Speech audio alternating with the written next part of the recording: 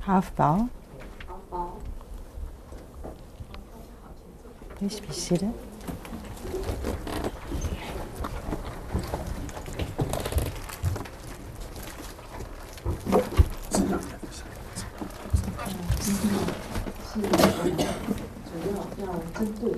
Today's sessions, we focus on the July 6th in the morning, 10 o'clock. We have the abbot singing. We'll be giving the 5 precepts ceremony to all of you. And before this ceremony, we have separated out into few sessions to different places such as Markham, Waterloo, Buddha's Light Center, and also to Toronto. In our Dharma's class, we introduce about what is called the 5 precepts. And also if there are any questions that somebody has dealt in, they are not clear with the precepts, they are able to ask questions. So in this afternoon from 1:30 to 3:30, we have this session with all of you to explain about what is the 5 precepts and also the things about the 5 precepts. So I hope that we have this opportunity to have this session. So for people not just in this session here, but also those that can refer into our website to know about these 5 precepts. So we will be doing the recording hopefully by this Tuesday. We are able to have this video coming out. So for those people that would like to take the precepts and they are still not clear, they still have the opportunity to go into our website and take a look about it. So you can please help to spread this news. So first of all, in this ceremony there are 2 sessions. The first session is the taking the refuge of the Triple Gem. And what is the taking refuge? If you look into the Chinese wording, gui, how we write it, this gui, there are 2 ways of writing it in Chinese. One is to return back.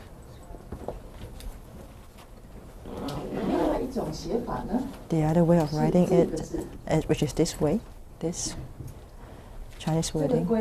The first one is to return back, coming back, turn back. Yi means to rely on. And the second, gui, actually they are the same thing. One is, the second one is to transcend from the unwholesome to wholesome, which means that when you take refuge in the Buddhism, you change yourself, you transcend yourself, you transform yourself. In your daily life, in the past that you have defilements, you have a lot of unwholesome actions, and now you transform yourself to be a wholesome person. It's a time for you to rebirth again. And Buddha is the one that enlightened. So now I'm going to talk about the taking refuge, return back, going back or changed to be a new person.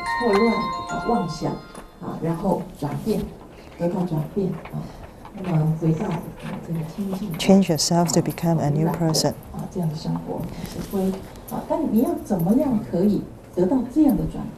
How do you transcend yourself or transform yourself?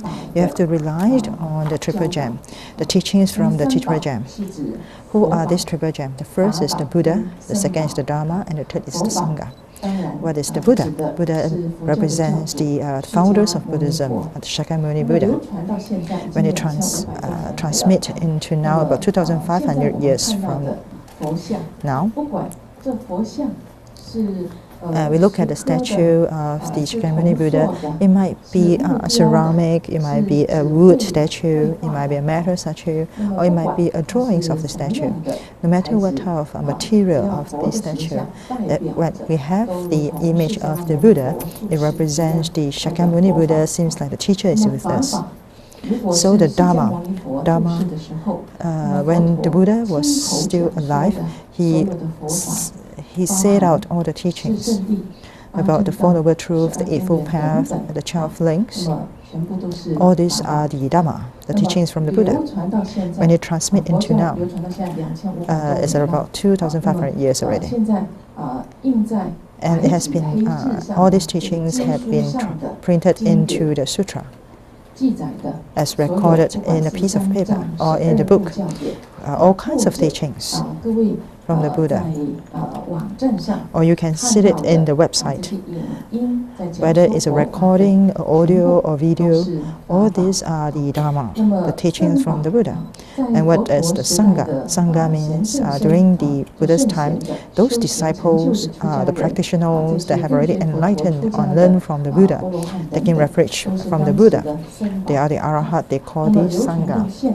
Which means transmit to now that when you see that those people that follow the teachings from the Buddha and renounce to become a monastic and to take up the task of helping other people to liberate, all these people, the monastics, are called a Sangha. So we take refuge to the Triple Gem means that in my life, from now onwards, I take refuge and rely on the teachings from the Buddha. Learn from the monastic, the monks and nuns, and also to learn the Dharma. So that's how we rely on when we take the Triple Gem. If we don't rely on these teachings, actually we are living as a dream person. We don't know what's happening around us. But now when we know about this, we start to plan our life and what type of life we want to live in. So that's why we take the refuge. And that's why in July 6th we have this ceremony on the Triple Gem refuge ceremony, and also the 5 Precepts ceremony is to represent that we want to have a new life again. And we take refuge from the Abbot Sing Ting and now become the Buddhist. So whenever you go, they ask you about the religion, you can be proud to write down yourself as a Buddhist. Somebody might ask, I ever heard from some of the young people that have been learning Buddhism for a while. They say that, when I was young, I was already baptized when I was young. I'm a Christian, but I would really like your 5 precepts. So I cannot take your 5 precepts because I already baptized. So can I take the 5 precepts? This is something I would like to tell all of you. And actually, in Buddhism, even in Canada, we have people have 2 religions. Why do I say so? Because when in our country, in the Asia country, most of the people, they were the Taoist family or they are the Confucian family. In a way, it's considered one of the religions. However, when we grow up, through our daily life and our experience, we realize that the teachings in Buddhism is something that actually we can rely on. It's something about wisdom and it's a guideline to me. I want to be a Buddhist. It's just that when you were in the primary school, you get into the primary school, but later on you move into university, and this is the university you want to get in. So when you enter into the university, you do not need to reject or deny your primary school or secondary school.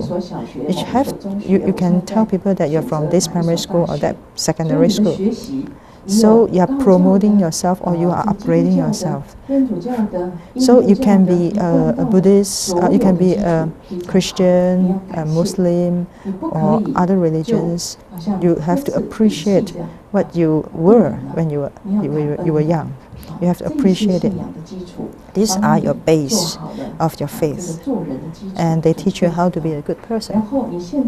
And now, not because of you teach the primary school, you study in the primary school, and you feel bad about going to university, you do not need to think about that. So which means that when you take refuge in Buddhism, you do not need to reject your original religions. You have to appreciate your original religion, and you can have the religions that you would like to have. So actually, in a way, is that you can have 2 religions. So you can think in this way. There's no conflicts among each other. Religions have to respect each other and have to have interaction with each other. Especially in Canada, it's very multicultural. So we have to learn how to respect religion and how to embrace different religion.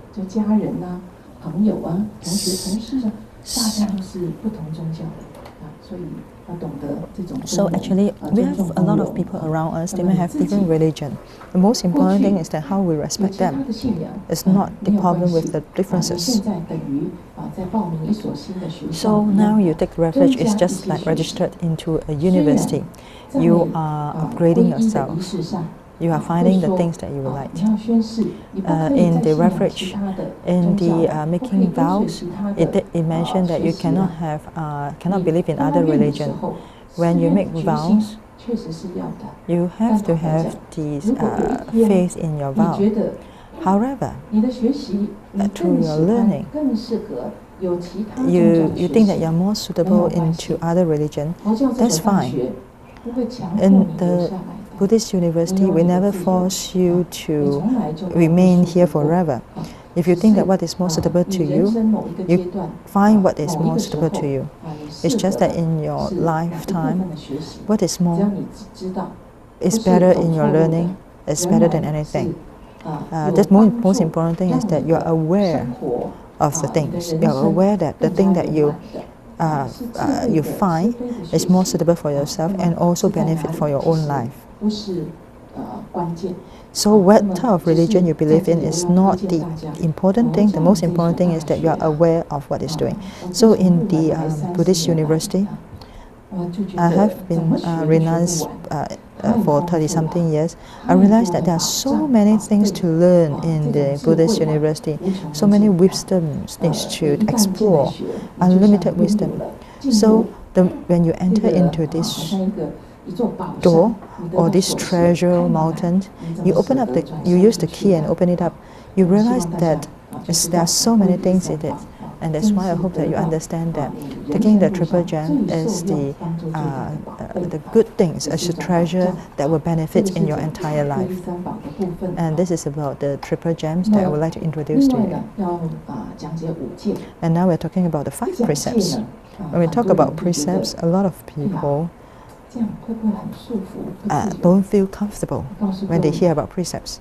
Let me tell you about it. If you take precepts, if a precept is something that ties you up, then Buddhism should not be known as a liberation practice or a liberation religion.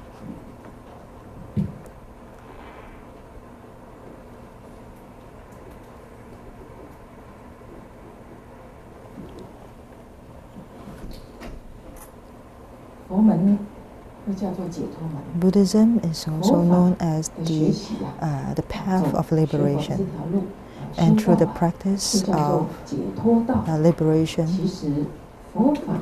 Buddhism,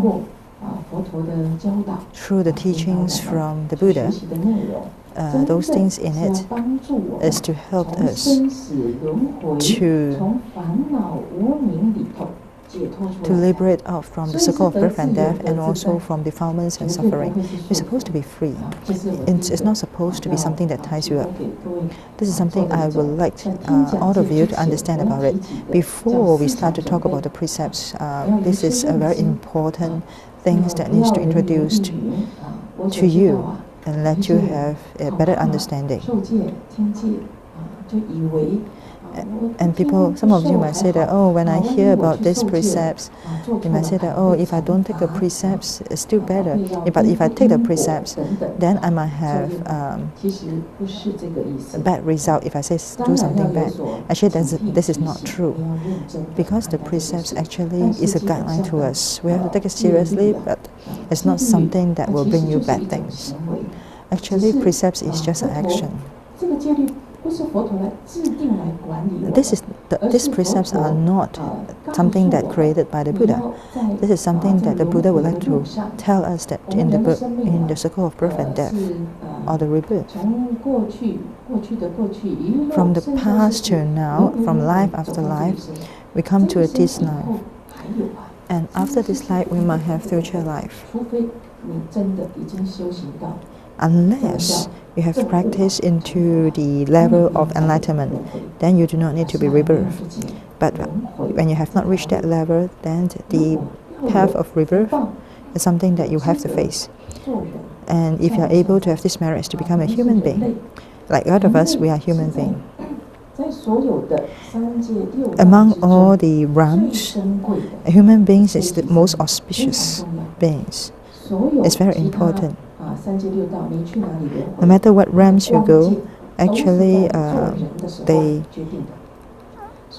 are unable to be as good as the human beings.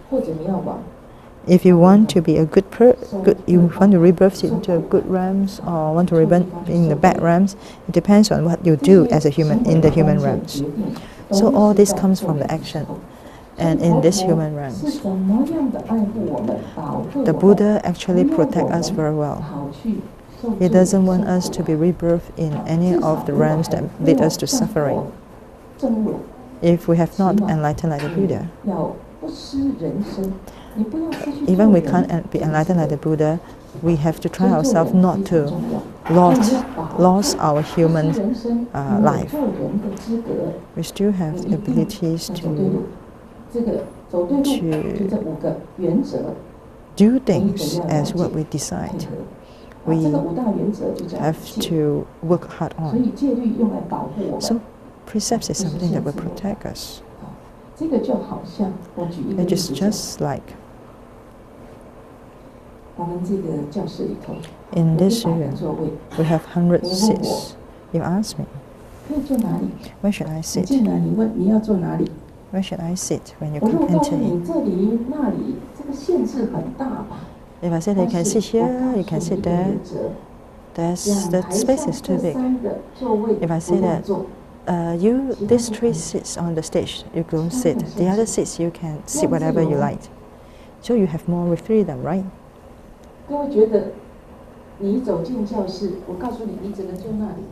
If you enter in, if I say that you only can sit there and don't move, I tell you what to do. This is one way. Another way is that I suggest to you that for these 3 seats on the stage, you can't sit. The other seats or the other chairs you can sit. You have the freedom to sit.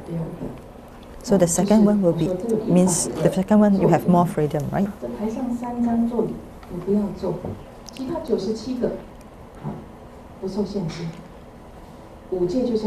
So 5 precepts is like this. As a human beings, in our actions, we have all kinds of actions from all different people. How can we say that what you can do, what you can't do? It's too restricted. And now the Buddha guides us, say that these 5 precepts you don't admit into it, then other things you can do it. So actually these 5 precepts will lead us to freedom. So these 5 guidelines or precepts is something very simple. Because if you follow these 5 guidelines, you do not have to worry about other things. You do not have to worry that when after this life, you don't know where you will go. You have no idea if you did not have this guideline. But with this guideline, you know where you'll be going. This is something that the Buddha set, the 5 regulations or the 5 rules or the guideline that guide us. When the Buddha was still alive, the Buddha relied on the Buddha as the teacher. And when the Buddha going to enter nirvana, means he's going to pass away. So Ananda represents us as the Buddha. In the past, we have you as a teacher. But in the future, who will be our teacher? And the Buddha said, we use the precepts as our teacher. From now onwards, the precepts will be our guidelines, our teacher. This is very important guidelines to us. It's not a restrictions to us. And this is something that I hope that all of you have this understanding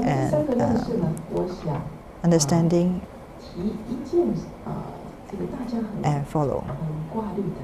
And there's one thing that I know that some of you are worried about.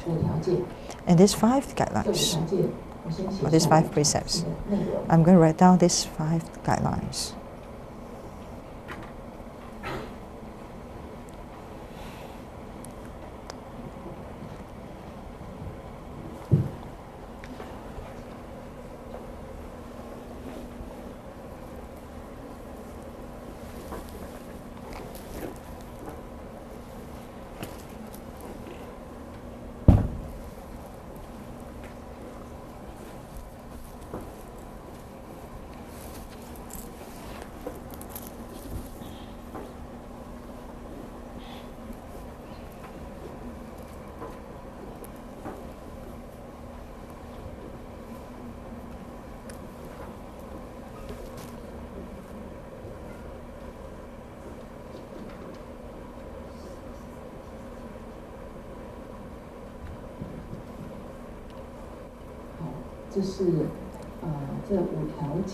These are the 5 guidelines.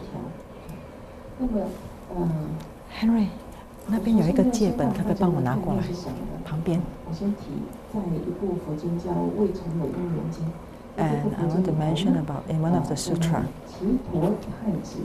one of the prince called Chito, he had a conversations with the Buddha.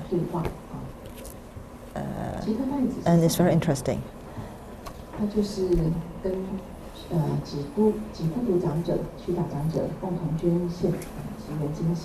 This princess is a person that actually donated a very big land to the Buddha with one of the seniors. And one day when he finished listening to the Buddha that introduced the 10 wholesome actions, and he asked, he would say to the Buddha that he would like to let go of his 5 precepts, but to obtain the 10 wholesome actions. Do you know what are the 10 wholesome actions or the 10 wholesome precepts? The 10 wholesome precepts are the guidelines for us to guide our body, speech, and mind.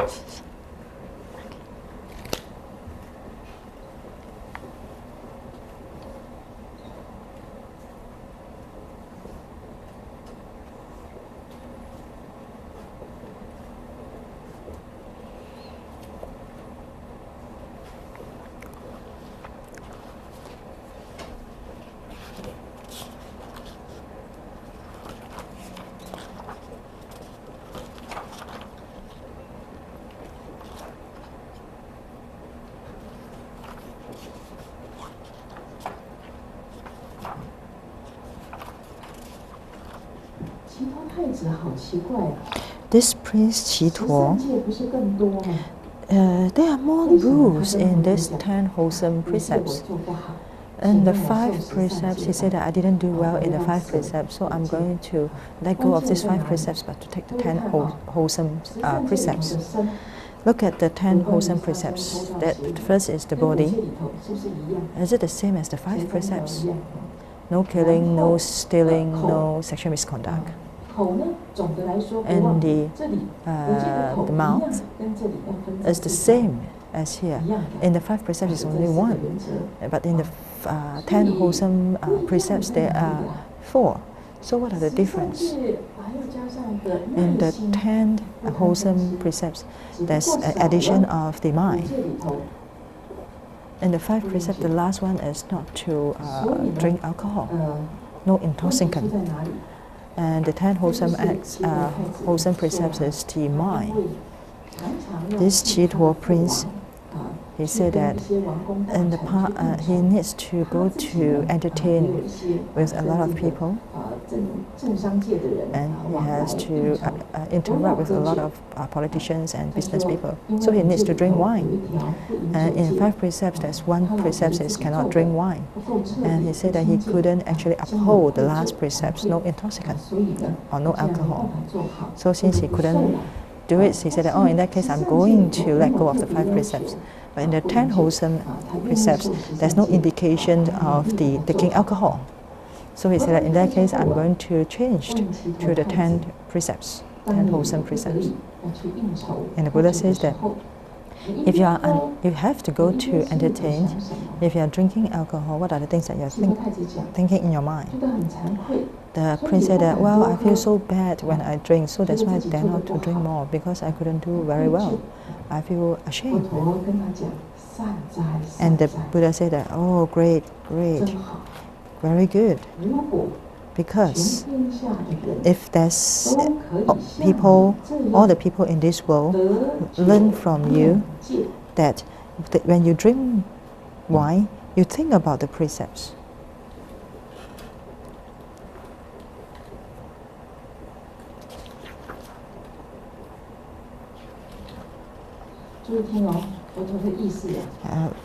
Be aware of this. The Buddha says that when you are drinking wine, your mind actually is thinking of the precepts. Yeah, oh, I'm a person that took the precepts. Now I have no choice but to drink alcohol. I feel so shame. And the Buddha actually praised him. Means that he said that your mouth drinks the wine, but your mind is not drinking the wine. So which means that if everybody thinks like you, everybody in this world can drink wine. So the Buddha said that you do not need to let go of the 5 precepts. You still can continue or add in the 10 wholesome precepts.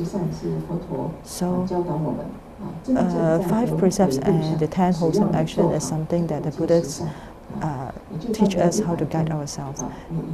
Even though we are unable to complete 100%, but if we are able to follow part of the teachings, we won't be rebirthed into another realms. We will still continue be into the human realms.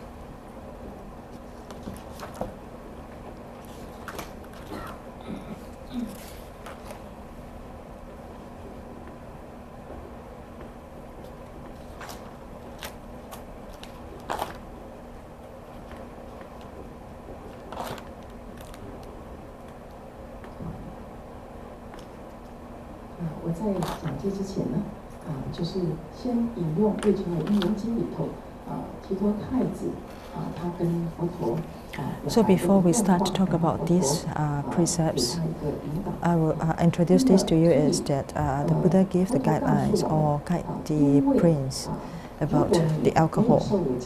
The Buddha said that if we do not take the 5 precepts, when we go out to entertain or need to go out to interact with other people, if they ask us to drink wine or alcohol, we will think that, oh, I did not take any precepts, so I don't need to care so much. I can drink whatever I liked and I might be drunk. That doesn't matter. I don't have to care about it. So we are not protecting ourselves. But now the Buddha taught the prince said that, great, if everybody is the same as you, when they drink wine, but their mind is thinking of the precepts, then that's fine. So actually the Buddha did not say that you shouldn't do this, you shouldn't do that. The Buddha actually wanted all of you to learn how to protect yourselves. The key things or the important thing is that as a monastic, we obtain the monastic precepts. As the bhikkhu or the monk has 250 precepts. The nuns have 348 precepts. There are so many guidelines. Some people say that, oh, it's unfair to the female. They have more precepts than the male. Actually, in a way, is that it protects the female or the nuns. So in India, In India, those people in India actually do not really respect female that much. So in order to protect the female, the Buddha actually set these rules so that the females will not be bullied by people. So as a Buddha, in 2,500 years ago, the Buddha used the precepts to protect the female or the nuns. And this is something for the monastic. And that's why we have more protections and more precepts in order to guide us. The objective is to protect, and the most basic guidelines are the 5 precepts. As a layperson, if you know about the precepts, then it's not something that ties you up. It's a way of how to live a life. It's a way of protection. Then you will understand that the Buddha said that you do not need to take the 5 precepts in all. You can take it separately. As a layperson, because of your work, because of your condition, at this point of time, if you are able to take either one of it or even 2 of it, you just take it. You can say take 1, you can take 2. Then you will be a minor upasika, minor upasaka. Then if you can take 2 or 3 or 4, then you are better. And of course, the best or the 100% or the 100 marks will be the complete 5 precepts that you obtain. So every precept from 0 to 60 to 100 is based on your own ability, your own understanding about the Dharma, the accumulation of your wisdom, your compassion. Then you follow as according to your own compassion, your own wisdom, where you reach to, how much you understand about the precepts, then you gradually obtain the precepts. So actually, it's not from the beginning you have to take all the 5 precepts, you have to take 100 marks. It's not like this. Actually, it really be based on your own ability. And if you passed the exam, or you are able to uphold the precepts, then this is called the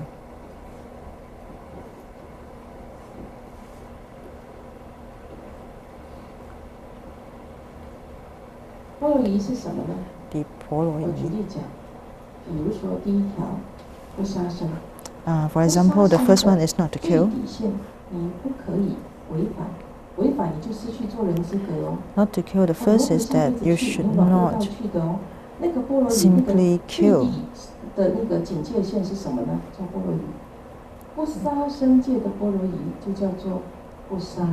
Not to kill means not to kill human beings. This is the most basic. You shouldn't kill the same species as you.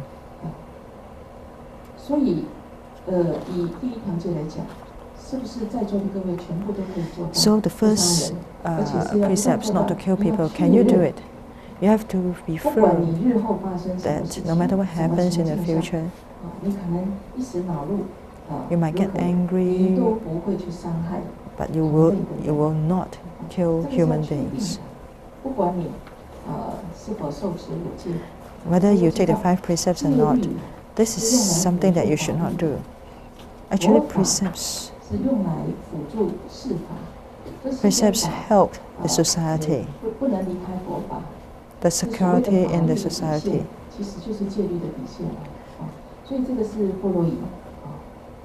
So this is called the Bolo Yi.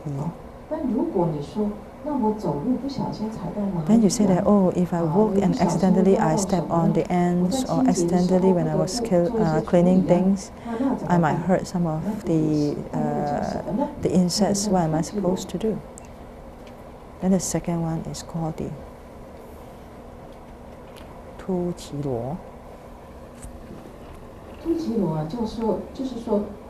Tu Qi Luo means that something that you did not do it very well, unintentionally,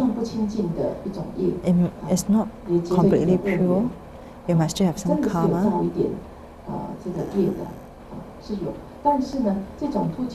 But this type of 2G law is not is something that you did it unintentionally. It's accidentally. You won't know that when you put something in, it hurt the insects. So you don't have the cruel intention in you. In your mind, there's no evil intention. But some of the things in our daily life, we cannot avoid it. So this is not the same as the first one, the 菠萝衣. 菠萝衣 is a evil things killing human beings. But the second one, the 2G law. 2G law means it's a minor unwholesome action. You still have to bear the karma, but the Buddha told us that we can split out the precepts. For example, if you want to go to the university, you want to register in a university, you have 5 subjects needs to take. But these 5 subjects, or the 5 courses, you can take the first course in this year, and then the next year you can take 2 courses, and then after that 3 courses. You can separate it out into a few years. But when you are able to complete the first course, then actually in a way is that you register for it. And you are already a student in this 5 precepts university. You do not need to complete the 5 precepts in once. You can split it out as according to your own abilities and condition.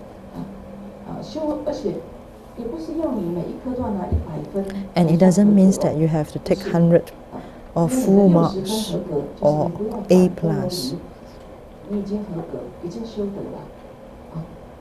You just need to be mindful about doing things. It's just that some of the people, they are able to get the A+, but doesn't mean that all can get the A+. It's just like some of the people say that I'm not going to kill human beings, and he have a compassion mind. He say that I don't kill human being. 2, I will love animal. I will involve in environmental protection, to be a volunteer, not to harm other people. Include not going to waste the life, not going to waste the time. It's, including this pen, that I understand how to treasure this pen. I will use it to completely.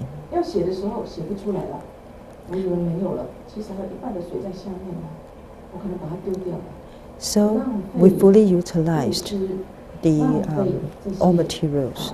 We don't simply waste things. And this is also a way of killing. So when you take the refuge and then you start to learn about Buddhism, your compassion mind will increase. And when you look at human beings, you are aware that when you look at people, you won't be too fierce. When you talk, you make sure that you won't hurt people through your voice or your language. And slowly to this learning path, you learn about not harming people. Actually, you are accumulating your marks. And you are learning about the compassion and wisdom, and even to the subtle areas.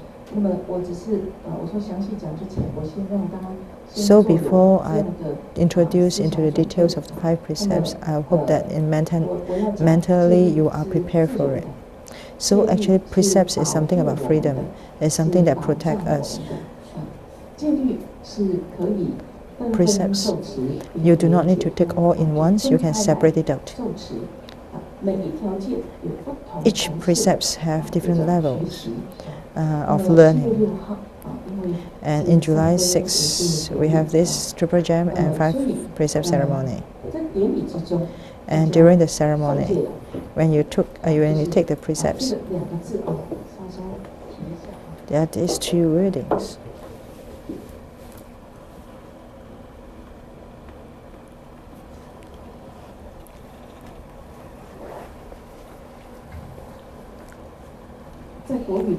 in Chinese, it's called obtaining the precepts, 受戒.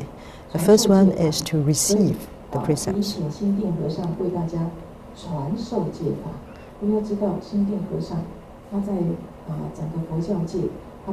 And we invite Abbot Xingding to organize these precepts to us and give these precepts to us. He is a senior monk in our Foguangshan, and he has he's good in practice, and he has ultimate wisdom in him. And also he has a lot of knowledge in buildings, in chanting, and also writing, and also in PR. In a way, he's very talented in all these areas. So he has the ability to take care of many things. So he cultivates his own practice in compassion and wisdom. It's something that we won't be able to really fully understand him, and it's not easy to invite him to Toronto. So he comes here to give the precepts to us, and this is something very auspicious. And in Foguangshan, we call it the Precepts Temple. And from Venerable Xingding or Abbot Xingding, you are able to obtain your precepts. So in Chinese, there are these two wordings is to receive the precepts, 受戒. One is to give, one is to take.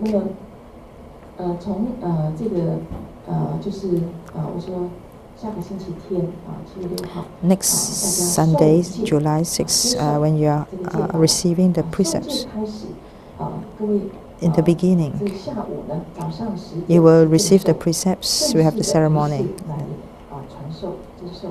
That will be in the morning session. In the afternoon session at 2, Abbot Xingding will give a lecture to introduce what is called 5 precepts. And in a few sessions, we talk about what are the 5 precepts and what are the rules and regulations and questions about the 5 precepts.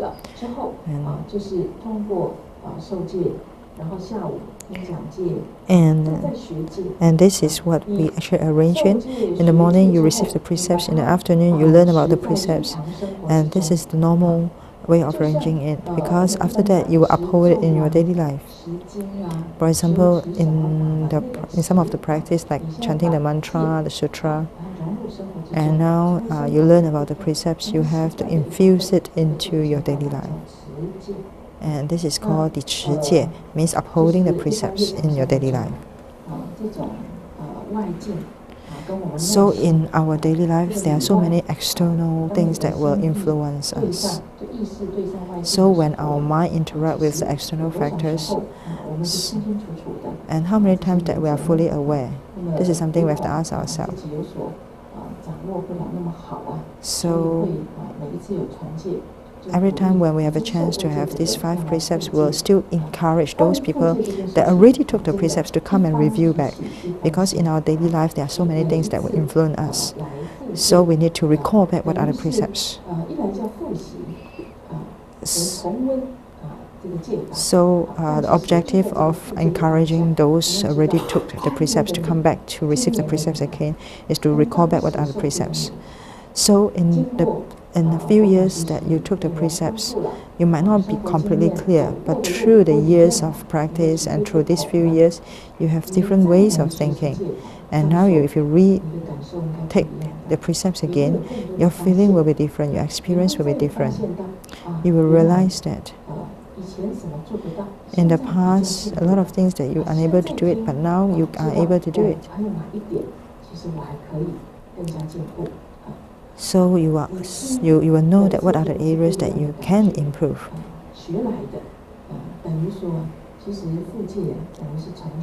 So when we say that retake the precepts is like renew the life again. We always say that a beginner, the Buddha is in front of him. A person is to practice for 3 years, the Buddhas will be far, far away from him.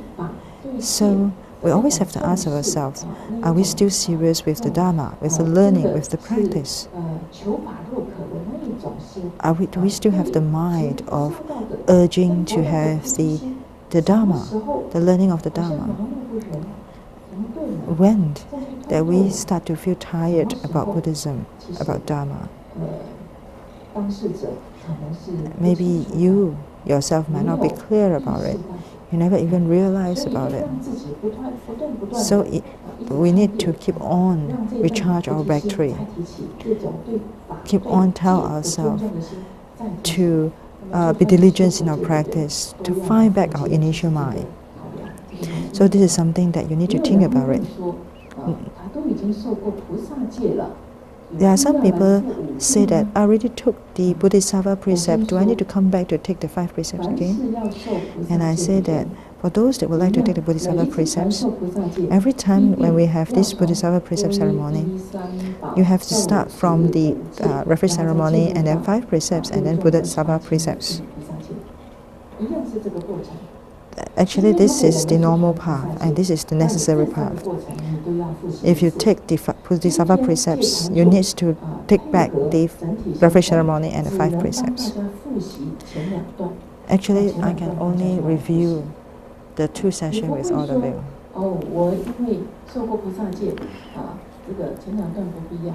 And then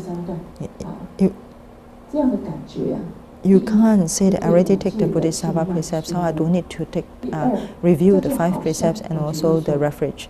This is not true and not right. It's just like a building. And like, for example, somebody is already 40 years old, 50 years old. You only know that the external appearance of the building. You will do renewal or to re-renovate your building externally or inside the furniture, but you will not think about the foundation. But the foundation is the most important thing.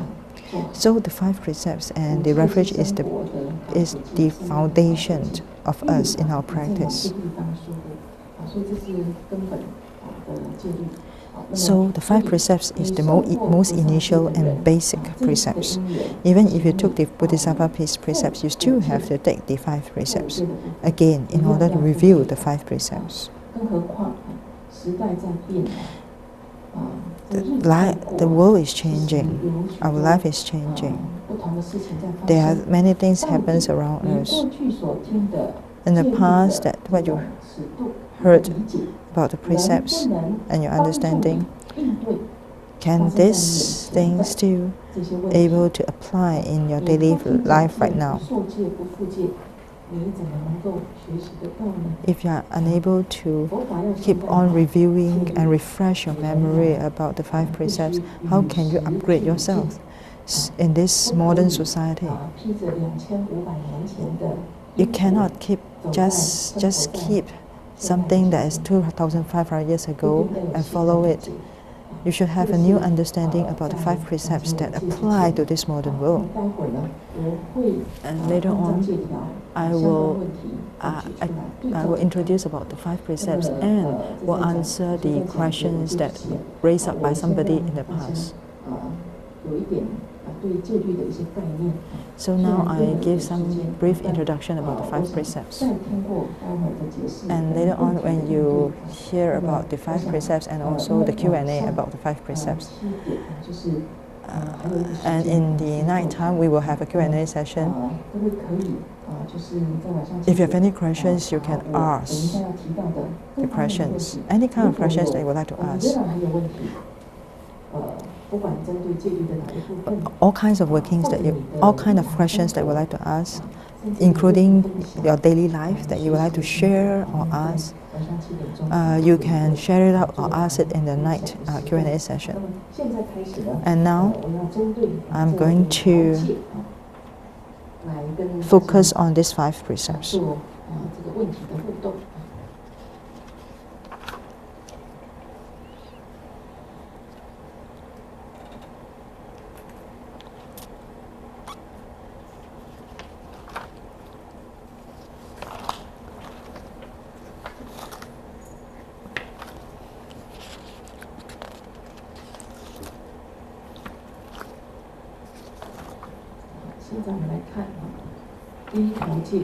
Now we look at the first precepts, no killing.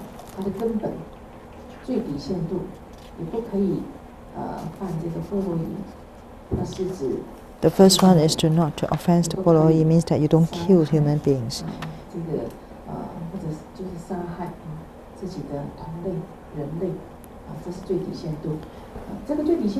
This is the most basic. Can you do it by not killing human beings? Of course you can. If you can't even do it, then you won't be sitting here.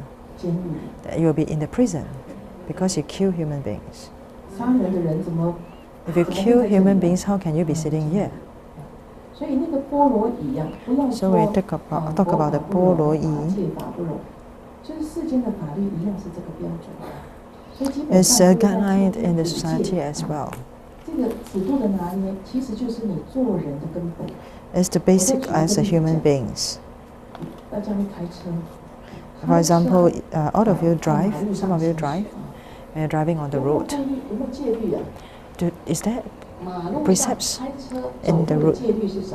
What is the precepts in the road? It's the guidelines of the traffic guidelines. It's the precepts in the road, on the road. You have to follow these rules.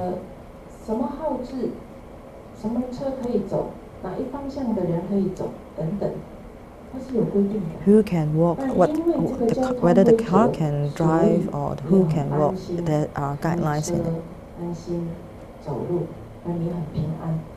You will feel safe when you have the guideline. Even on the road, you have the guidelines or the regulation. In our life, definitely we have some guidelines in us. You have to have the guidelines. The first is not to kill. The 波罗夷 means you can't kill human beings. This is called 60% or 60 marks.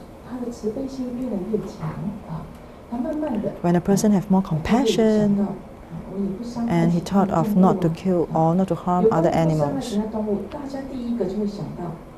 When we talk about not to harm animals, then you will think that, oh, in that case means that we have to be vegetarian. I have to tell all of you is that the Buddha never set this guideline of vegetarianism.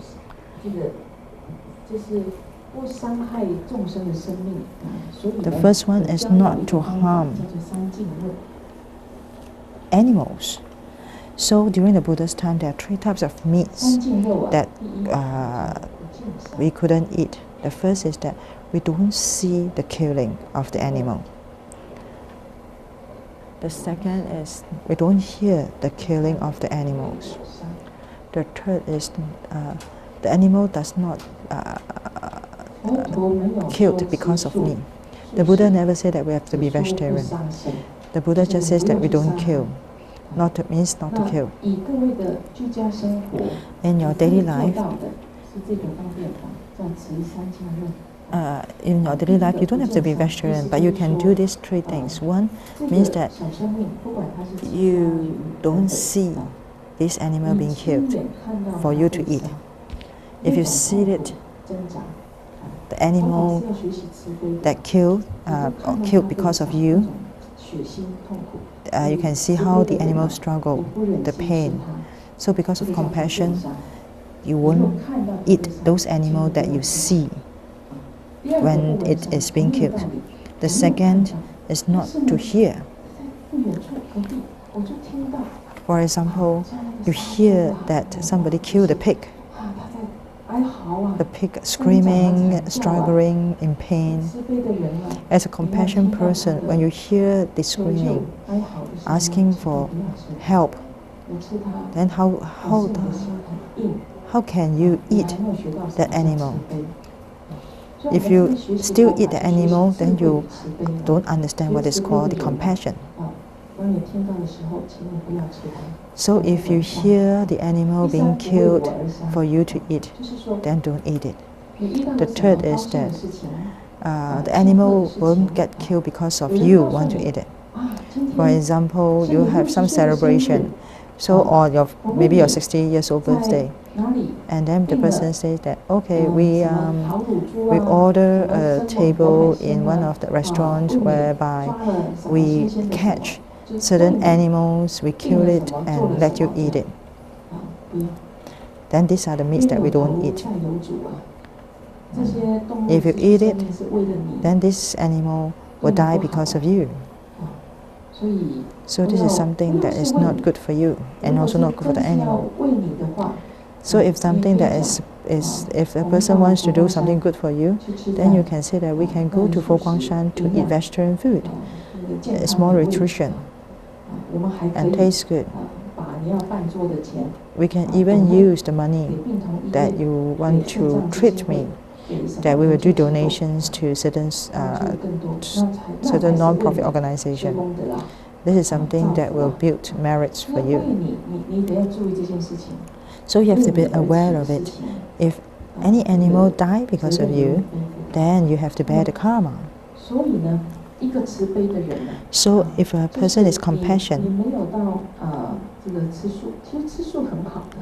if you are vegetarian, which is good. Now you know that vegetarian is not only applied to Buddhists. Actually, vegetarian is also something good for health and also environmental friendly. It will help to resolve the global warming issue. So you can try on it. In taking the 5 precepts, you do not need to be vegetarian, but if you are able, try not to eat the 3 meats that I mentioned earlier. And also try to practice by eating lesser meat. And in our Nanhua University, we have a professor. He encouraged that Monday as a day of non-meat practice, which means that in 1 week he set 1 day not to eat meat. So just imagine, if in this world, the entire world, we practice as in 1 week, that's 1 day, all of us don't eat meat. Think about the global warming. And now actually we're complaining about the global warming, the weather change, unstable. You don't blame, because we are the one that created. If you want to eat meat, you have to have a lot of animals. The cow has to pass out gas that is bad for the globe.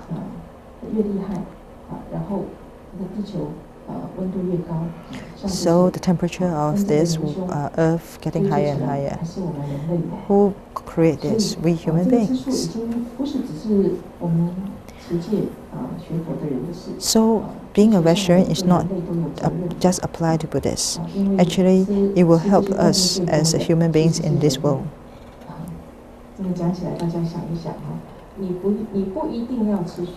You do not need to be vegetarian. As a monastic, we need to be vegetarian, but as a layperson, you do not need to be vegetarian. But however, if you want to be a vegetarian, that will be good.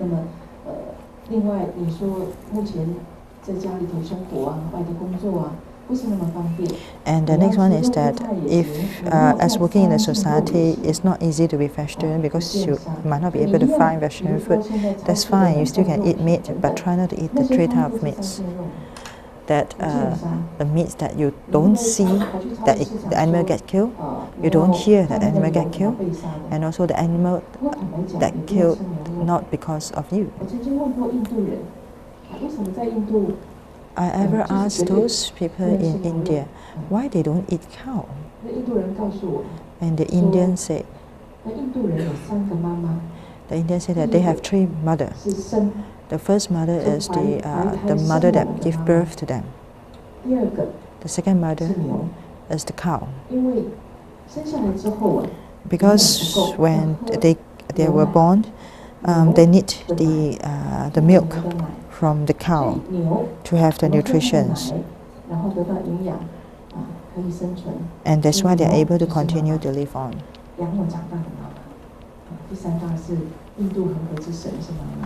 And then the third mother is the third mother. How can we cannot imagine that. How can we eat our mother? That's why they respect cows so much. So I believe that all of you actually drink milk. Actually, when you're drinking the cow's milk, the cow is your mother.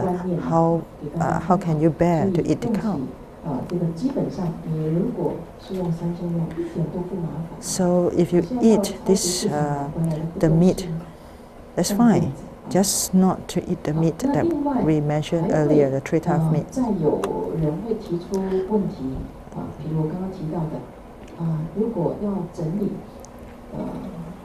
Some of the people mentioned that when we are cleaning the environment, and then there are rats, there are ants, that we might kill it. What are we supposed to do?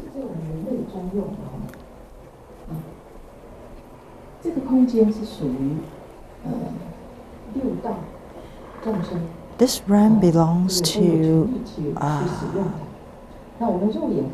not just human beings, but also other beings.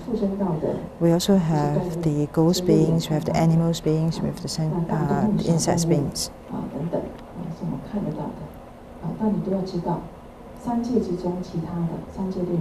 So in our in our realms here, there are all kinds of beings.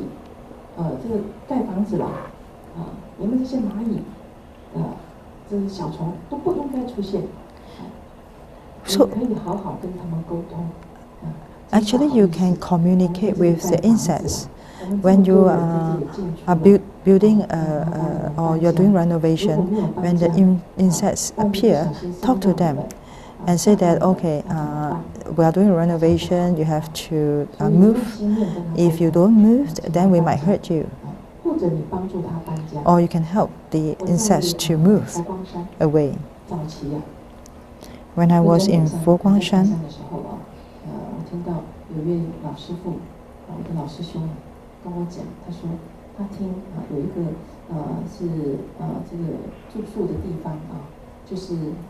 one of my seniors said that in one of the places that we arranged for the volunteers, they found there are snakes in that building. So the volunteers are very worried. So this senior nun said that, no worry, I'll take care of it. And then she kneeled down and she started to talk to the snakes. And he said that, oh, snake Bodhisattva, we are going to move into this building. I know that you live here for a long time, but now I will hope that you move away. If not, it might hurt you. I give you 3 days. Please move away. And 3 days later, I will come here to take care of the glasses and to do cleaning. Please move away. And the first day, she still see the snakes. The second day, she still see the snakes. And then the third day, the snakes move away. So 3 days later, she started to clean up the whole place. The snakes disappeared. Just want to tell you is that in this natural world, it's not just we human beings. There are all kinds of beings that are staying around as well.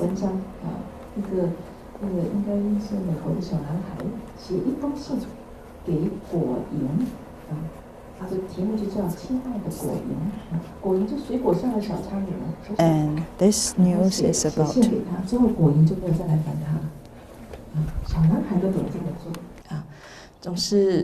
我想基本上日常生活中，第一是防范未然。你比如说你吃饼干，你不收好，你饼干屑整个都开在那里，是你引他们来哦。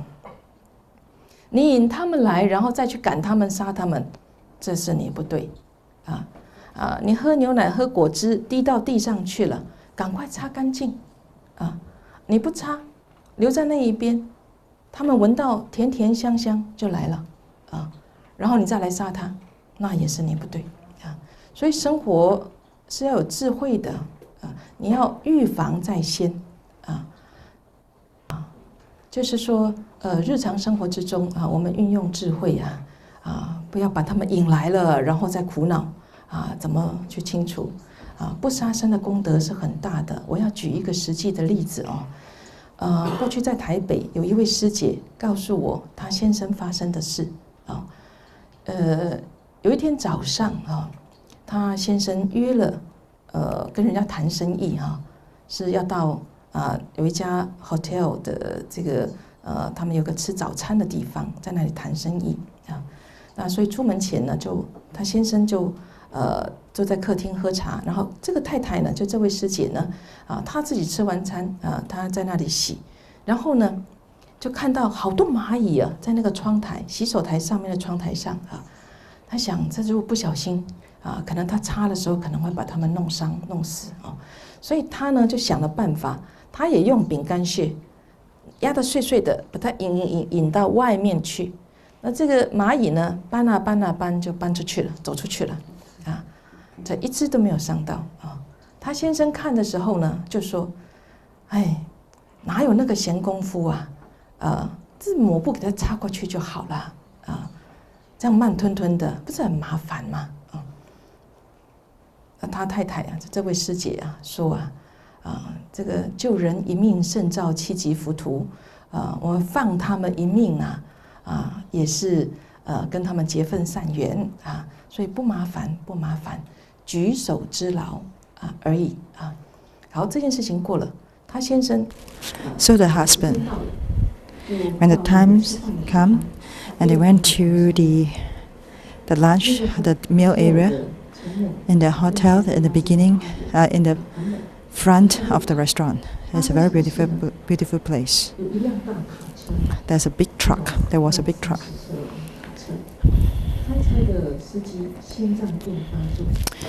The big truck, the driver of the big truck suddenly have a heart attack and then start to hit on that street, and it knocks into a lot of people.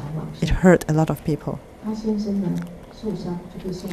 And the husband got seriously hurt, and when wife knew about it, when she rushed to the hospital, the husband actually was crying and said thank you to the wives.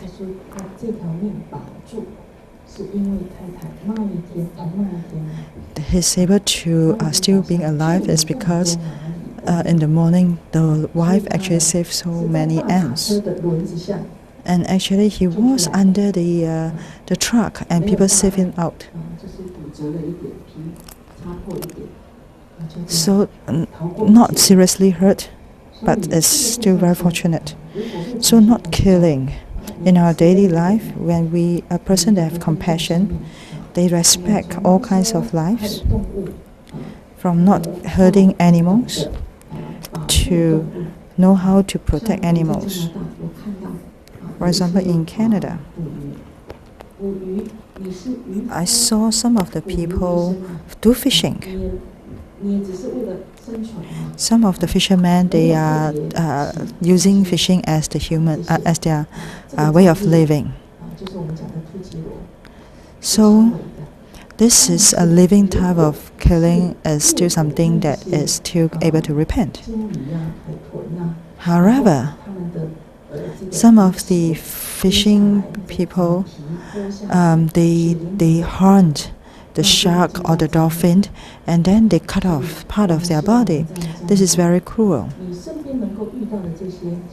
So, as in Canada, when you encounter the winter, which is cold, and you wear some of the coat, and the coat actually was from the skin of the animals. And in Buddhism, we always say that we have to protect all beings. Actually, is the first wish to human beings. So we have to take care of the human beings first. We have to take care of our body to be a good human beings and live a good life. So in the winter time, we have the clothing to make us warm. But if, for example, if you are in the room with heater, but because that you would like to pretty, so you purchase the coat, and this coat are from the skin of the animal. This is something that is not good for you, because it will damage our mind of compassion. So about not killing actually is talking about compassion. And in the details, the subtle part is to live a life, a better life, but a life of compassion.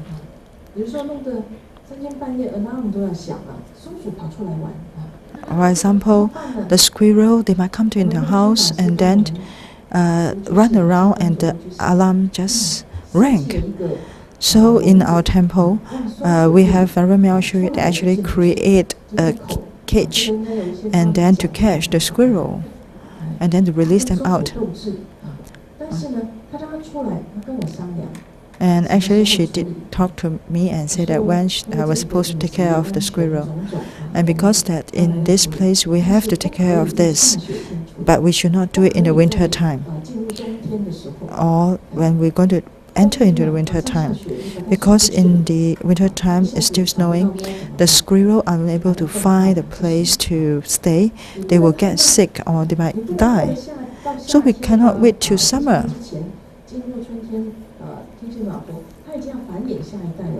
They are going to have their new generation, new babies.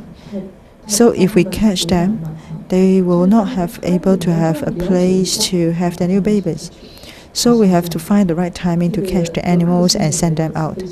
So a person with compassion, with love, you know that the first non-killing is to not kill human beings.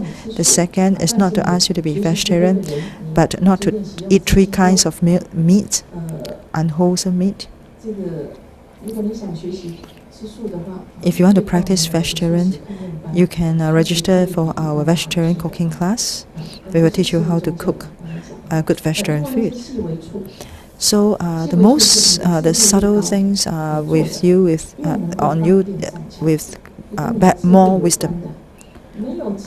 Without wisdom, then those people that without wisdom will keep on killing and creating bad karma for themselves. For example, we have some detergent. Some is to kill the insects. Some is to chase away the insects, of detergent or spray or something. So the chase away the insect is something that you spray and then they will run away. For example, in our temple, we have some vegetable, we plant some vegetable, and the squirrel come to eat the vegetable. Then we think that, well, what should we do? And Venerable Miao said, and she planted the chili in some of the corner. And when the squirrel eat the squirrel, they lie down on them. And then the squirrel decided not to come. You use some ways to take care of it. You just tell the squirrel that, I'm sorry, but this is a place for we human beings. So we have to build good affinity with the animal as well. Another questions about killing is that about the job. In the 8 precepts, the Eightfold Path, we talk about the right livelihood. The right livelihood means that your job will not against the 5 precepts. For example, a lot of Chinese people own restaurants cooking. If it's not a vegetarian restaurant, then in the normal restaurant, there will be a lot of cooking related to meat. So if you buy those meat from the supermarket, that will still be okay. And one of the members asked this question. He would like to change another job. Unfortunately, he couldn't find another job. So now his job is to work in a seafood restaurant. And his job is to choose the seafood and take up the seafood and then to kill it. And he said that actually he feels very bad about it. Can he take the 5 precepts? I want to remind everyone, what did the Buddha say to the prince? If you drink water but you are still thinking of the precept, then that's fine. Which means that you don't purposely go and do that thing. Because of your life, your work, You have to do it, but your mind is still observing the precepts. So which means that when you're doing this thing, you keep on reciting the Buddha's name. Then this will be something that will not not against the precepts.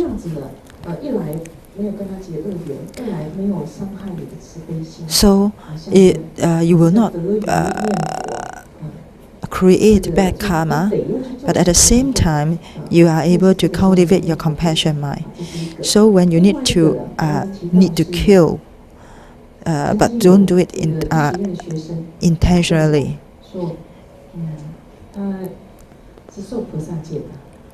So we have another member, a young person. He took the Bodhisattva precepts, and he went into the hospital that he needs to cut off the body.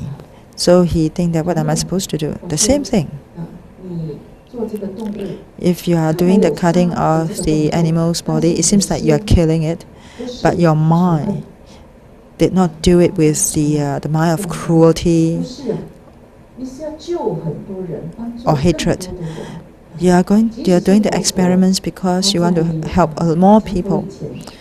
Even like the Buddha, before he became the Buddha, when he was a Bodhisattva, the Shakya Bodhisattva, there was this bad person want to kill hundreds of people. And this Shakya Bodhisattva wanted to stop that person, but couldn't stop that person. So he decided to kill this bad person and help and save a few hundred people. This is what we call kill one person to save hundreds of people. So one person kill a person in order to save more people. There's still karma in it. But saving so many people, that he even accumulate more good karma. Even though in future when the bad karma he has to confront it, he will have the strength, better marriage to confront with the bad karma. So a real Bodhisattva will not think of himself, but to think of other sentient beings. So I told this students from the medical school that you kill the animal is because you want to save more people. So you are not intentionally killed. So the first thing when you start to do, you have to talk to this animal.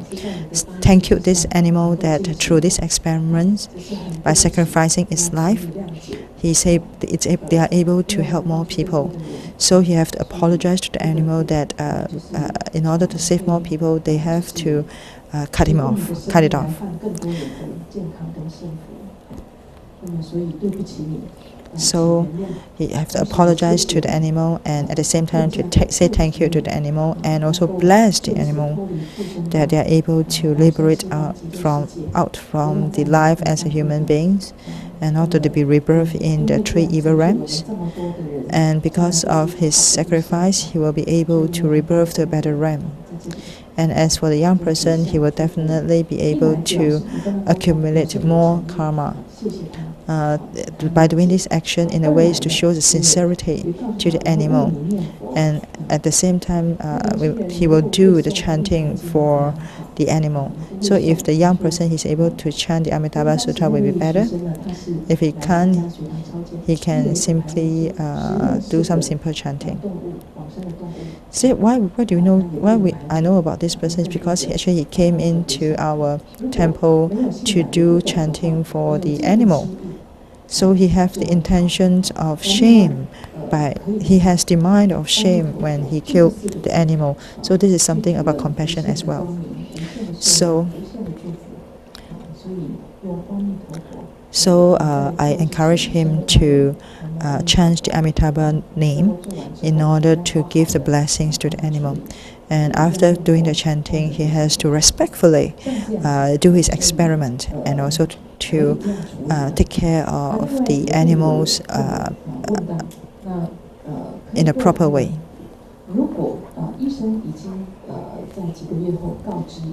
If the doctor...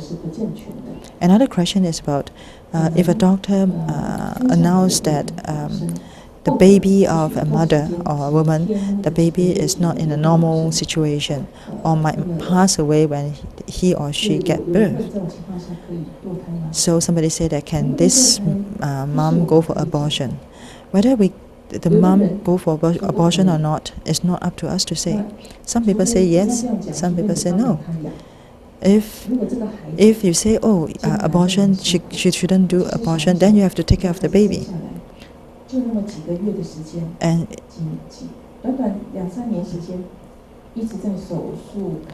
if the child being born, the child is always in a suffering situation, then why should we have to let this child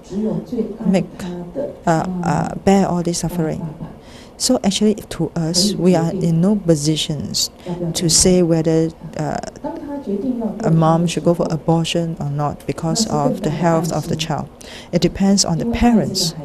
The parents decided the mom decided to go for the abortion is because of her love to the child. So she hoped that the child can have a better life in future rather than she give birth to the child and then the child in suffering. So the mother should be very aware of her intention, that she's really in love in the child and make the decision, so nobody will say anything.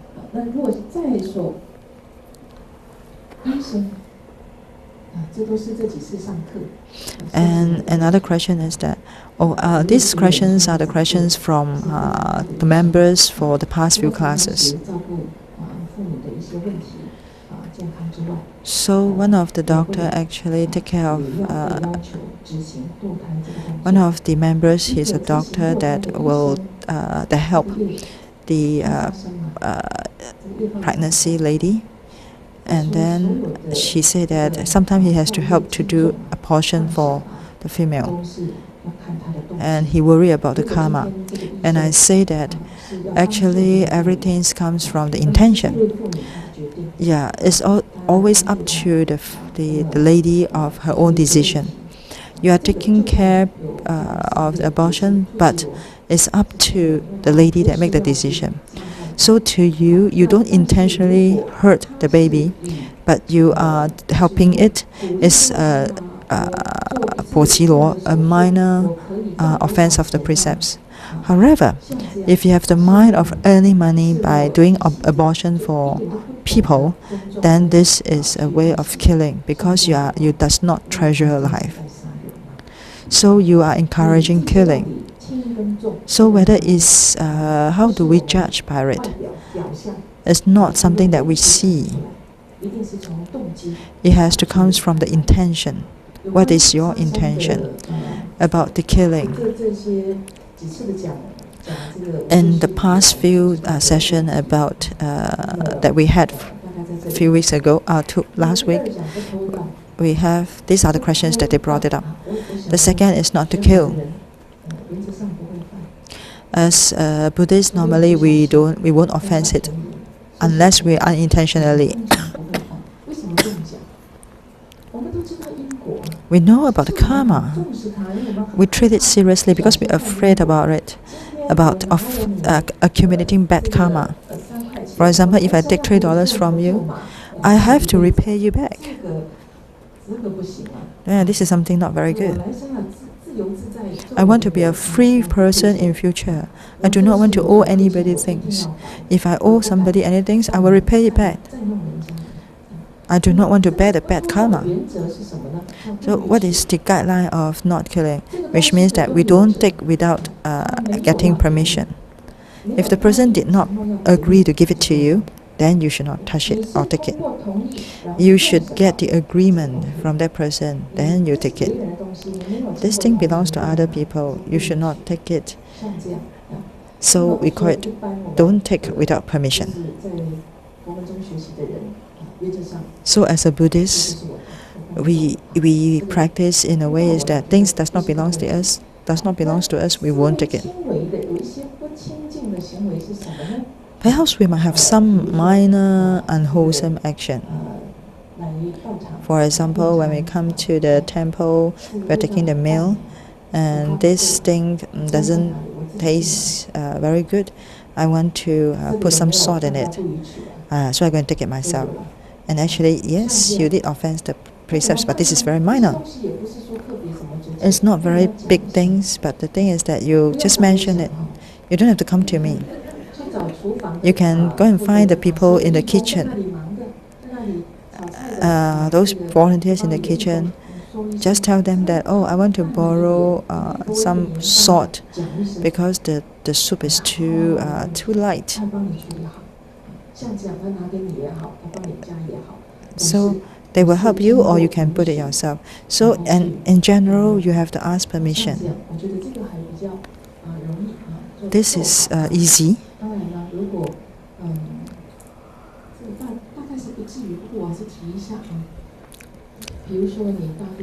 There's another thing that when you're taking a plane, there are some forks and spoon. It looks good. You take away. This does not belong to you.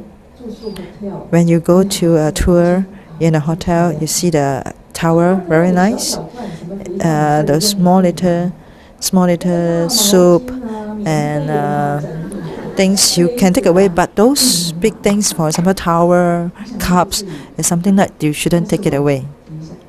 So I believe that you won't do it, but I just want to mention it. So I travel a lot. Normally I stay in the temple. Some of the international conference, there are no temples, so I have to stay in the hotel. In the hotel, before I leave the hotel, I have to be aware of it, is that should we put in tips? Yes, we have to take care of, we have to beware that we have some people taking care of our room. So we have to place some tips on it. So we have to show our respects to those attendants for the rooms. So like if you are in the hotel, you just throw anything away. And I heard that some of the people, they are not happy with the service from the hotel. So they make the hotel very dirty. And actually they are accumulating bad karma and relationship with the people. So I think that whether you want to tidy up the room is one thing, but I believe that you should respect everyone.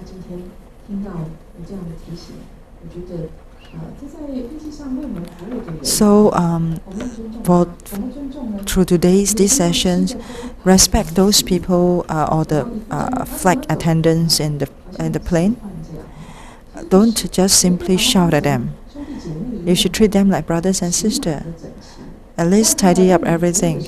If they come to serve you, they feel very happy because they met somebody good, because they feel the respect. You will impact on their entire day mood, make them happy. So, because of your small action, a friendly action, you spread the friendly and the comfortable feeling to this person, and this person will spread it out to the person around them.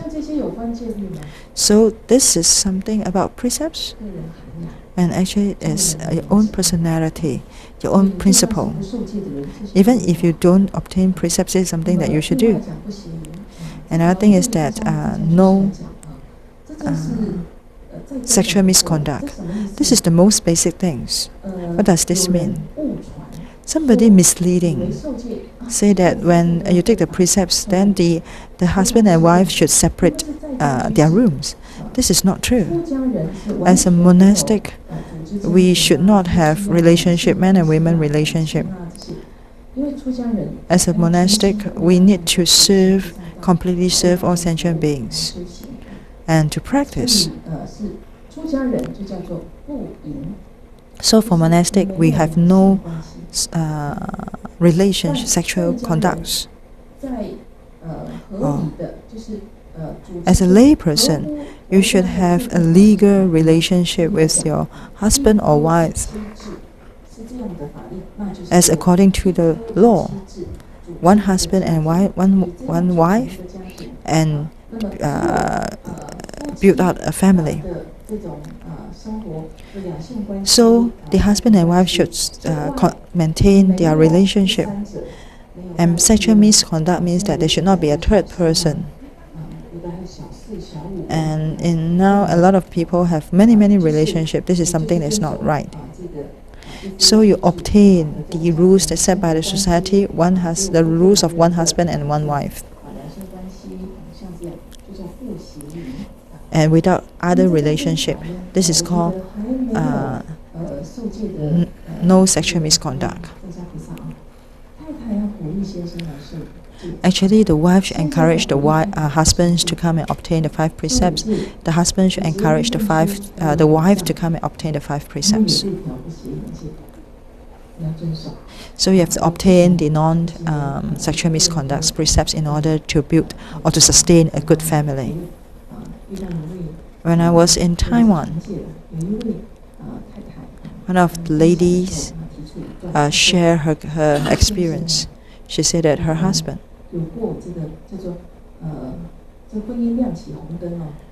they have some problem with their relationship. The husband have another woman, and of course the lady took away the money from the husband, and the husband returned back to the wife. And the husband asked the wife to accept him back. The wife have the uncomfortable and hurt feeling. So their relationship is no good. So how are they going to remedy it? Actually, I think that the wife is very wise. And she said that, okay, in that case, you follow me to obtain the 5 precepts. If you love me and the family, then you have to obtain the 5 precepts together with me. And I will forget everything. We will start from the beginning. And I think that this is something very good. This is a good way of taking care of a relationship that actually being ruined.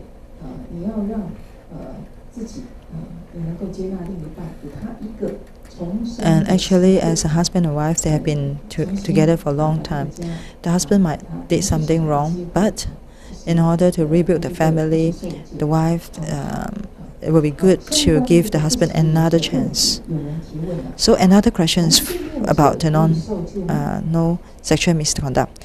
The question is that as gay, can they take the 5 precepts? My question is that, is gay a human being? If it's yes, then as if it's a human being, then you can take the 5 precepts. The Buddha says that all sentient beings can receive the precepts. So why can't the gay take the precepts? Did the gay kill people? Did they steal? If the two of them, doesn't matter whether they're man or women, they sustain their relationship as a partner. They stay as a partner, loyalty to each other. They never have actually offensed and sexual misconduct. They are just like a husband and wife. They take care of each other. They live together. They are partners. They do not need to kill. They do not need to tell lies or intoxicant. So can gay take precepts? Of course. We should not discriminate them or push them away. I received another question. In legally and traditionally, the boy and man and women relationship, they get married and then they build up a family. They stay together.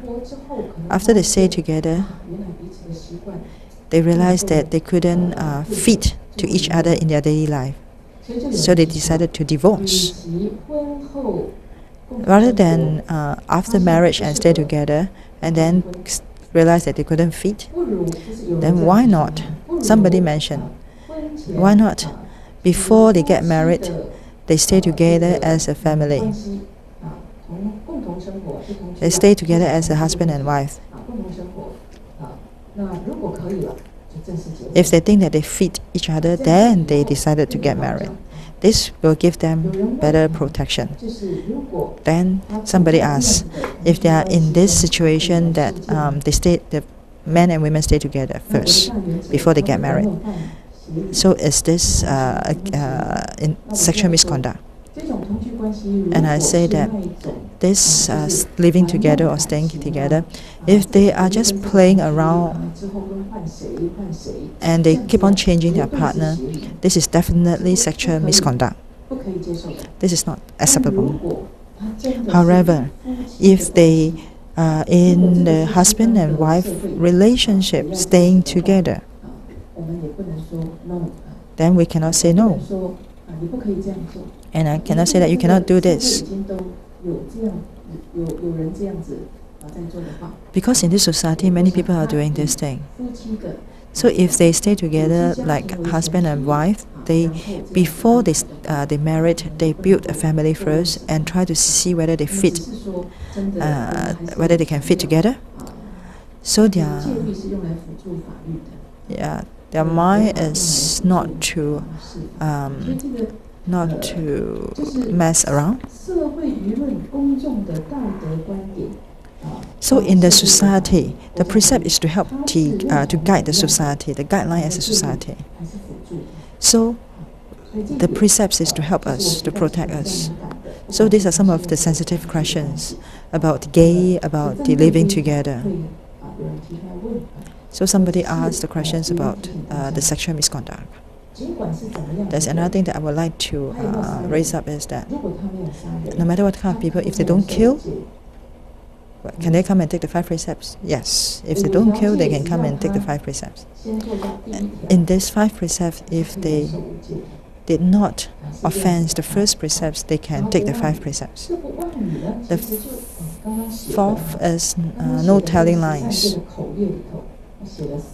No telling lies. There's no evil wordings. No wordings that hurt people, rough wordings. Vowel language.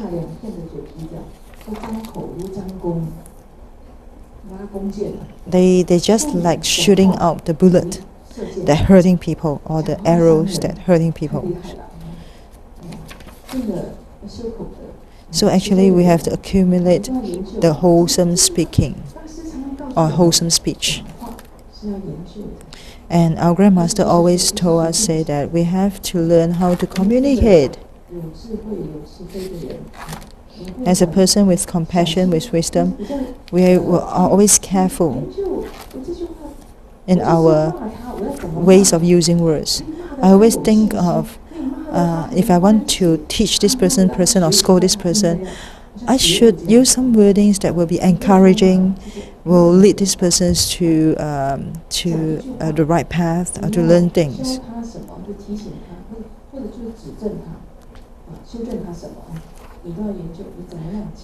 So actually, in order to teach a person with wisdom and compassion, you will need to think about what wordings you will use. So sometimes you have to figure out how to use the wise wordings in order to help people. The first is not to use evil or bad wordings. Second is to have slander word, which means that we won't talk any nonsense things that will hurt other people.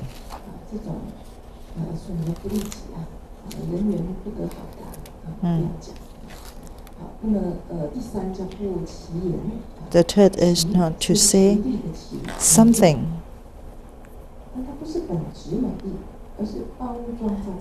that is untruth, that misleading people. Might say something very sweet, something very nice, but actually it's not true. It covered by something nice wordings, but actually it's not in that meaning. This means there's some cosmetics in the wordings. This will hurt other people.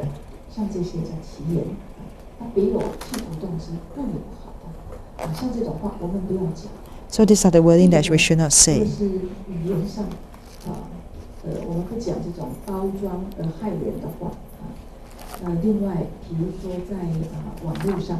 Another thing is that, for example, in the website, there are some bad websites that is evil and teach people how to do evil things. And even we realize that there are some of the websites that create something that teach the students to kill. So you can see that in the news there are so many bad things happen in the schools, and actually it was spread by the website, whether it's sexual type of website or evil type of website or violent type of website. These are no good. The school actually give education, the family give education, but the website actually did not guide very well.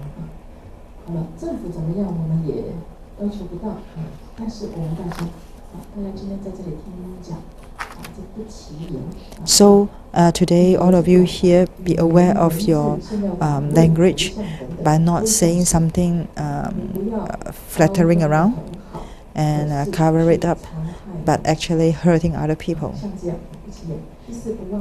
The fourth is not to tell lies.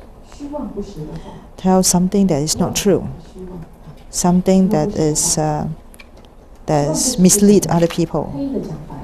For example, if it's black, we say that it's white, and if we say that is that is, and then we tell people that there's not.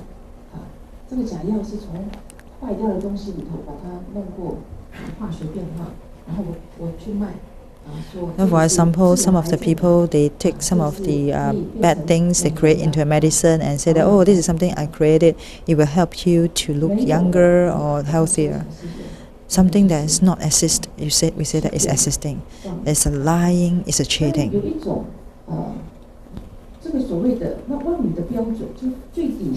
What is the base of the telling lies? What is the 菠蘿葉 or the base of the telling lies? This means that the big lies.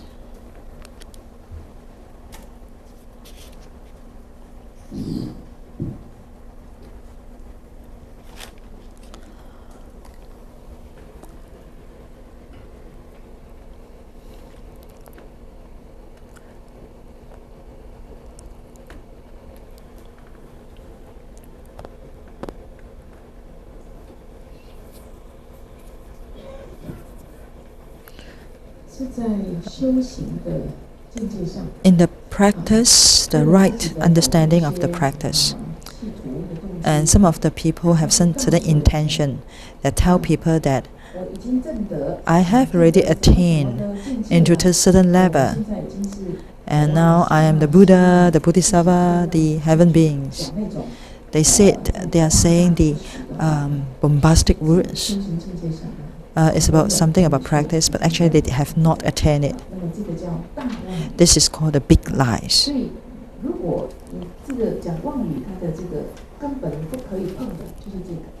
This is something that you should not admit into it. This is a big offense, or it will create big bad karma. For example, but the small lies is sometimes in our daily life we have some jokes or something. For example, when you're talking to a kids, if you say that you are good, I will give you something, then you say that if you don't do it, then I'm not going to give it to you. You don't think that they are kids, they don't understand. Actually, they understand. They have feeling. They will learn from you. Then they will learn from you how to lie to people. For example, those business people, and they say that, oh, in this pen, it's about very, very good. It's very, very, very good, about 70% good. And nobody, people will say that, oh, this is not very good, it's only 70%. Then I will say that, oh, it's about 90% very good. Or even 100% is good. There's something about promoting the product, but it's still not a big lies. So actually I think that as a business person, the most important thing is your honesty. It's related to, in Chinese, there's a wordings there, in the Chinese wordings. So which means that honesty and the rely on is very important. You can say that I will emphasize more on the advantage of this product. They might have some weakness, but you just don't mention about it. Just mention about the good things. Even if you want to give encouragements to the person, you won't hurt that person. It's just give people encouragement or faith. Or, the big lie is that if it's not a pen, you say that it's a pen, then it's a big lie. So the small lies is small lies, they're still karma, but it's just small lies that help you to promote your product. Okay, the last one is to no intoxicant. The first 4 precepts actually apply or practiced by other religions as well. You can find in other religions. They even emphasize on the family relationship. The only thing that is different is the last precepts, no intoxicant. Because the Buddha, he concerns so much about our wisdom. If a person have the habit of drinking or get drunk easily, and in the situation of drunk, their mind, their awareness will get damaged easily. And even some of them get addicted through from the alcohol. They might do something after they get drunk. They might ruin their life because of drinking, and also will have impact to the family members. So with this experience, you should put in the effort to stop yourself from drinking. If you drink too much or take drugs too much, actually it will damage your brain and wisdom, your thinking, and your analyzing. So that's why he especially set this rule of non-intoxicant. As a monastic, is totally forbidden. Same thing as a layperson. As a layperson, as what we mentioned earlier, the prince, if with no choice you have to drink it, but your mind is always thinking of the precepts. This is very important. So that's why the Buddha praised him. If everybody in this world drink wine, but your mind is thinking of the precepts, then it won't have big offense. You won't unable to control yourself. And you say that, oh, as the doctor say that because of the heart issues, before we sleep, we drink some of the wine, and you can use the wine as your medicine. It's just like a housewife, when they cook something, they might put in some alcohol. So as a layperson, that's fine, but in the temple, no. And in the temple, the most restrictions to us is the Dharma, the purity of the Dharma. We do not need alcohol to purify us. But as a layperson, you do not need to follow as us as a monastic. The first is not to get drunk. The second, not to ask people to drink. When I was in Taiwan, they have the practice. And they want to drink by themselves, and they force the people besides them to drink as well. If they say that you have to drink, if you don't drink it to me, you're not giving me faces. No, not respecting me. So actually this is not right. The first thing is not to get drunk. Second, not to ask people to drink and get drunk. The third is not to sell alcohol. For example, if you are having a shop or something, try not to sell drinks or sell alcohol. There are so many other things in life. You do not need to actually earn money from selling wine. So actually, as a layperson, this is something that you can uphold it. Actually, the most important is not to take, not addict to drugs. All kinds of drugs.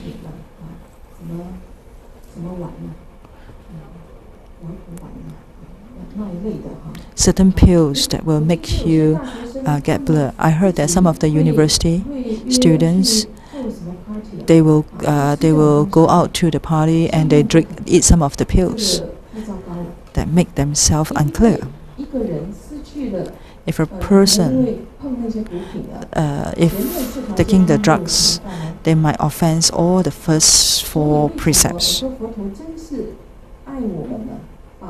So that's why I say that Buddha actually protects us very well. He doesn't want us to lose our human's life or our human's body. He doesn't want us to decline. So that's why he set this rule, no intoxicant.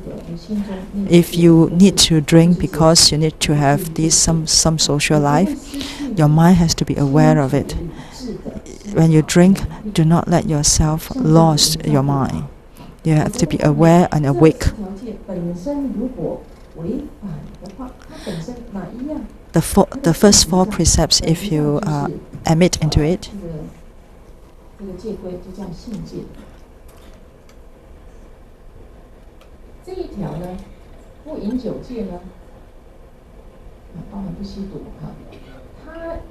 the first 4 precepts is something that you have to obtain even in your daily life. The 5th precepts,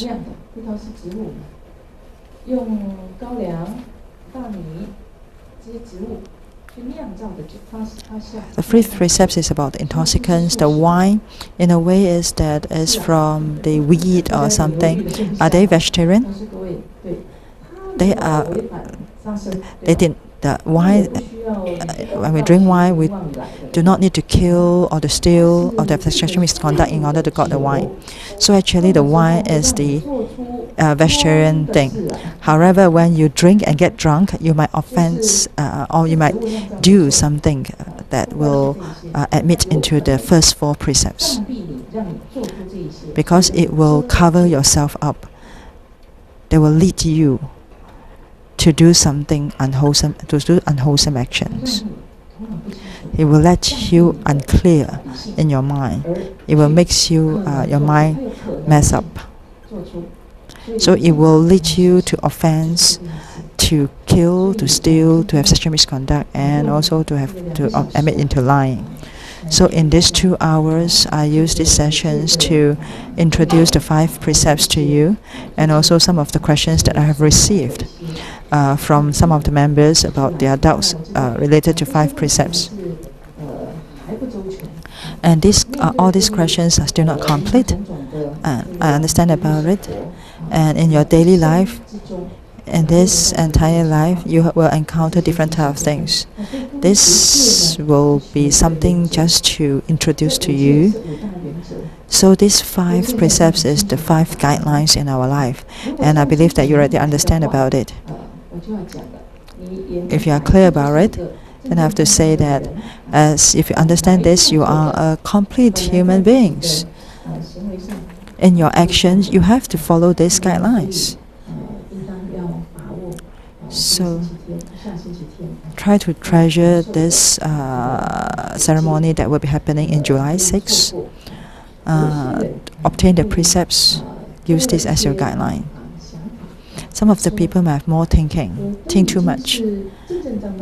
And he said that I'm already a complete person. I have the Buddha in my mind. That why do I need to take the refuge? Why do I need to take the precepts? These are some people might think about it. And actually, the refuge and precepts is a ceremony. But however, if you don't go through this ceremony, you won't understand the nature of the precepts or the refuge. And true, if you don't go through this ceremony, you won't have the feeling on the precepts. You won't have the feeling of upholding these precepts that will help you. So since you already have the Buddha in your mind, since you are already a person that do good things, then why are you afraid of taking the precepts? So you should come and take the precepts. And it's just like I'm in Toronto University.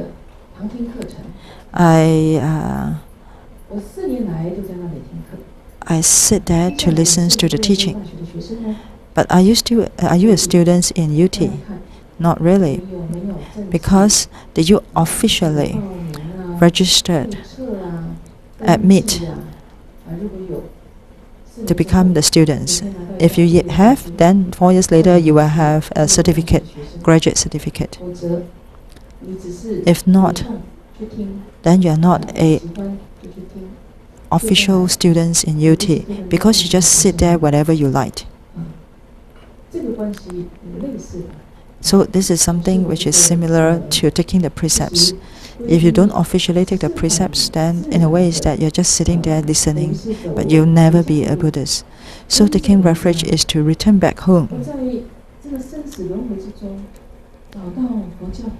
And through this circle of birth and death, we find Buddhism.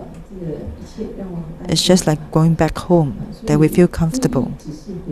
So taking refuge is just like going back home. So you ask what are the things that we're supposed to prepare? Then actually if you want to come home, just come home. That's taking the refuge. The 5 precepts is the awareness that I should be responsible in my life.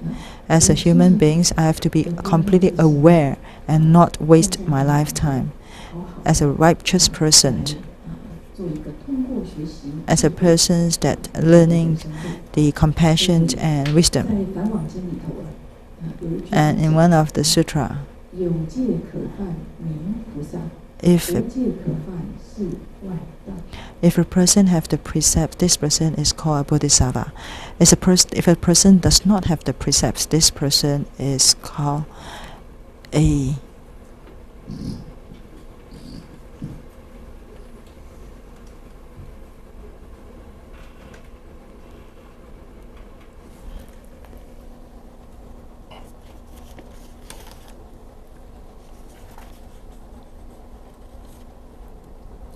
person that believe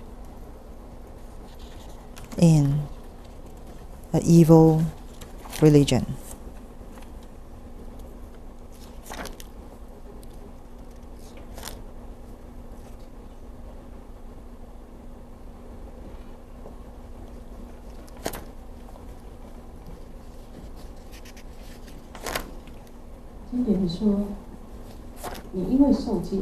As according to the sutra, because you obtain the precepts, you learn the precepts, and since you are learning the precepts, you have not, still unable to completely, fully obtain the precepts. You still will offend some of the minor, unwholesome actions. So actually, you are learning bodhisattva. If a person that do not take the 5 precepts or do not take the precepts, which means that they are not listening to the Buddha, then they are in the evil religious. If you say that, oh, I have the Buddha in me, I have the precepts in me, but I'm not going to take the refuge and not going to take the 5 precepts, then this is something which is not right. So this is the ending that I would like to share with all of you. So it's not easy to have this ceremony, so I hope that you can treasure this coming Sunday, and I hope to see all of you next week, whereby you can obtain the complete 5 refuge ceremony and 5 precepts. And regarding about the logistic arrangement, to take the ropes, how to learn to put on the ropes. And in July 5th, in the afternoon, we have a rehearsal whereby to guide you. So if you want to know details, arrangement, logistic arrangement, please go to the reception desk. Please rise.